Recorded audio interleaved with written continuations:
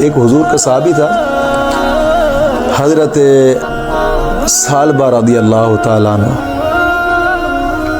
आका करीम सल्लल्लाहु अलैहि वसल्लम दर्स फरमा रहे थे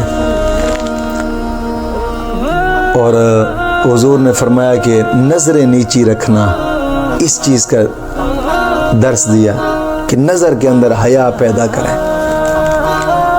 दर्स देने के बाद हुजूर ने उसे भेजा किसी काम की खातिर। जब वो चला ना, गली में जा रहा था तो अचानक नजर पड़ गई किसी गैर औरत पर। डर के मारे भागा जंगल की तरफ। अब किस मुंह से हुजूर के सामने जाऊंगा? हुजूर ने तो फरमाया था नजर गैर की तरफ न करना। हालांकि अचानक नजर अगर किसी औरत पर पड़ जाए तो शरीयत इसकी पकड़ नहीं करती। अचानक ही नजर किसी औरत पर पड़ जाए तो शरीयत इसकी पकड़ नहीं करती। हाँ, दूसरी नजर जानबूझकर देखा फिर हराम है, फिर गुनाहगार होगा। अचानक की नजर पड़ गई तो गुनाहगार नहीं है। और जब उनकी अचानक की नजर पड़ी, दिल में खौफ पैदा हुआ, यार किस मुंह से हुजूर की बारगाह में जाऊंगा। भागा जंगल की तरफ, रोता रहा। एक दिन गुजर गया, दूसरा दिन गुजर गया। हुजूर ने फरमाया यार सालबा नहीं आया, कहाँ गया है? हुजूर के सहाबी तलाश करने लगे।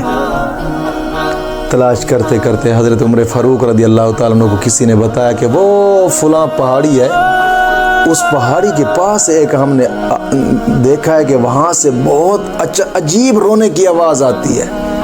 हज़रत उमर फ़ारूक चल पड़े।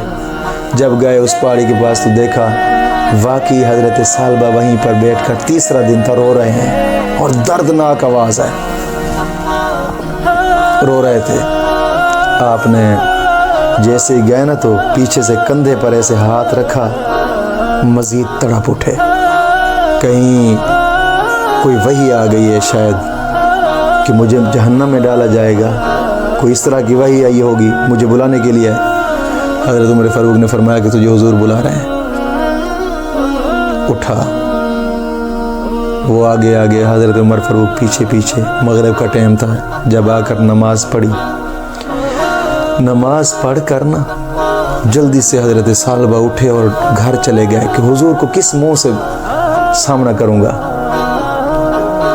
घर गए और गर्मियों का मौसम था। रावी लिखते हैं कि गर्मियों के मौसम के अंदर रज़ाई पहनकर चारपाई पर लेट गए। इतना डर था दिल के अंदर कि पता नहीं अब क्या होगा। अचानक नजर पड़ गई है किसी गैर औरत पर।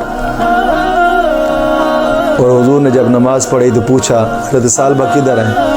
बताया गया कि हुजूर वो नमाज पढ़कर फौरन चले गए घर की तरफ। हुजूर ने फरमाया चलो चलते हैं। हुजूर गए, दरवाज़ा खटखटाया, मज़ीद कांपना शुरू हो गया। हज़रत सालबा दरवाजे के अंदर दाखिल हुए, हुजूर कमरे के अंदर गए।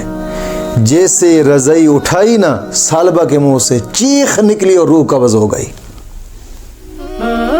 हुजूर ने उसका सर मुबारक उठाकर अपनी झोली में रखा। फरमाया यार मैं तो तुझे इतना समझाने के लिए आया था, ये अचानक की नज़र माफ़ होती है और तू इतना ही रब की बारगाह में डर गया था कि दुनिया ही छोड़ कर चला गया था।